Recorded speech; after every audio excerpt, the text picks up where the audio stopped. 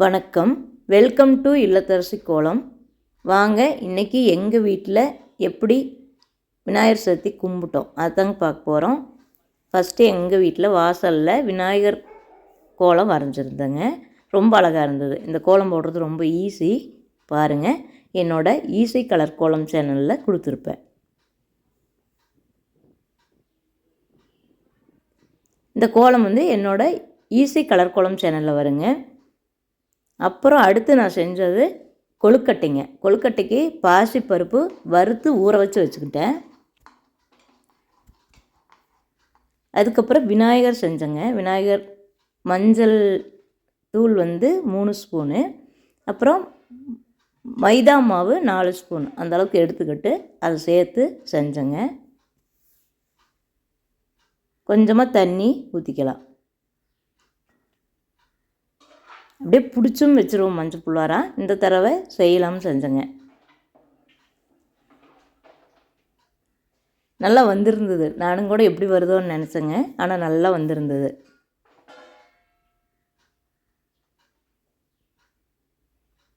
எனக்கு ரொம்ப பிடிச்சிருந்துச்சுங்க இந்த விநாயகரை. உங்களுக்கு பிடிச்சிருக்கான்னு பாருங்கள்.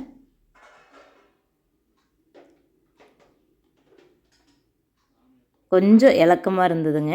ஆனாலுமே அதனால தான் வெடிக்கிறீங்க. இல்லாட்டி செஞ்சதுக்கப்புறம் அப்படியே வெடிச்சிடும். இது இலக்கமாக இருந்தாலும் நம்ம செய்யும்போது கொஞ்சம் இலக்கமாக இருந்தது. ஆனால் அப்புறம் உங்களுக்கு அப்படியே இறுகிருச்சுங்க.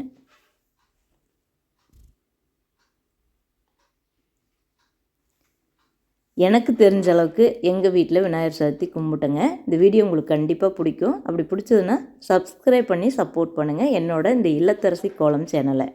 அதே மாதிரி ஈஸி கலர் கோலம் சுவை 6 அப்படிங்கிற 2 சேனல் இருக்குது. மொத்தம் 3 சேனல் வச்சுருக்குறேங்க. 3 சேனல்லையும் வித்தியாசமான வீடியோக்கள் தான் வரும். உங்களுக்கு கண்டிப்பாக பிடிக்குங்க.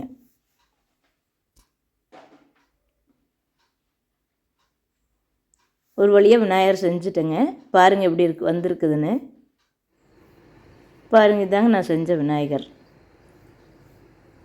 இன்னுமே பொறுமையாக செஞ்சுருந்தா இன்னுமே நல்லா வந்திருக்கும்.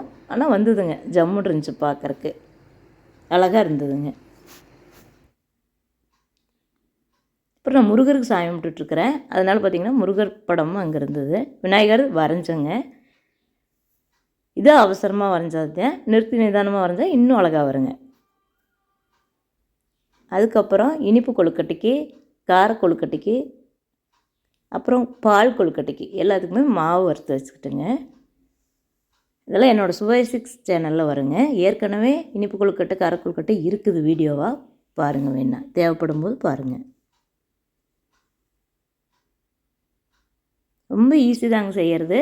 நல்லா டேஸ்ட்டாகவும் இருந்ததுங்க. அவ்வளோ அருமையாக இருந்ததுங்க. அடுத்த நாள் கூட வச்சு சாப்பிட்டோம். இந்த மாதிரி என்னோடய சமையல் ரெசிபிஸ் எல்லாம் ரொம்ப டேஸ்ட்டாக இருக்குங்க. உங்களுக்கு கண்டிப்பாக பிடிக்கும். என்னோடய சுவை 6 சேனலை பாருங்கள், உங்களுக்கு கண்டிப்பாக பிடிக்கும். அப்படி பிடிச்சதுன்னா சப்ஸ்கிரைப் பண்ணி சப்போர்ட் பண்ணுங்கள். இந்த சேனலில் கோலம் தான் வருங்க. இந்த மாதிரி விசேஷத்தப்போ விலாக் வருங்க. கோயிலுக்கு போகணுன்னா விலாக் வரும். இனிப்பு கொழுக்கட்டை செஞ்சேங்க. அதுக்கப்புறம் கார கொழுக்கட்டை செஞ்சேன். அதுக்கப்புறமா பால் கொழுக்கட்டை செஞ்சேங்க. பாருங்கள், இந்த மாதிரி கலந்து எடுத்து வச்சுக்கிட்டோம். அப்புறம் இன்ஜினுக்கு அப்புறம் அச்சில் வச்சு ரெடி பண்ணிக்கிட்டோம். அச்சிலே வைக்கலாம், அப்படியே பிடிச்சும் வைக்கலாங்க. எப்படி வேணாலும் செய்வாங்க, அவசரத்தை பொறுத்து செய்வேங்க. பால் கொழுக்கட்டைக்கு இப்போ ரெடி பண்ணிகிட்ருக்கிறேன். அட்டகாசமான சுவையில் ரெடி ஆயிடுச்சு. பால் கொழுக்கட்டை ரொம்ப அருமையாக இருந்ததுங்க.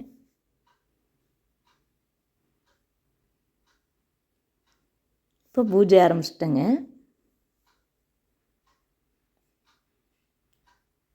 விநாயகர், பால் கொழுக்கட்டை, இனிப்பு கொழுக்கட்டை, கார கொழுக்கட்டை எல்லாம் வச்சுருக்குங்க. அப்புறம் முருகர் படம். முருகருக்கு நாங்கள் எப்போது சாமி கும்பிட்ற மாதிரி கும்பிட்டுங்க. அது பால் நெய்வேத்தியமாக வச்சோம். பூஜை பண்ணுறது எங்கள் வீட்டுக்காரர் தான் எப்போவுமே பண்ணுவாங்க. நான் சாமி கும்பிடுவேங்க. அழகாக இருந்ததுங்க. பார்க்குறக்கே அம்சமாக இருந்தது. ஒவ்வொரு வருஷம் ஒவ்வொரு மாதிரி இருக்கும். அந்த நேரத்துக்கு எப்படி முடியுதோ அப்படி செய்வேங்க. இந்த மாதிரி சிம்பிளாக என்னோடய விநாயகர் சதுர்த்தி பூஜை இருந்ததுங்க.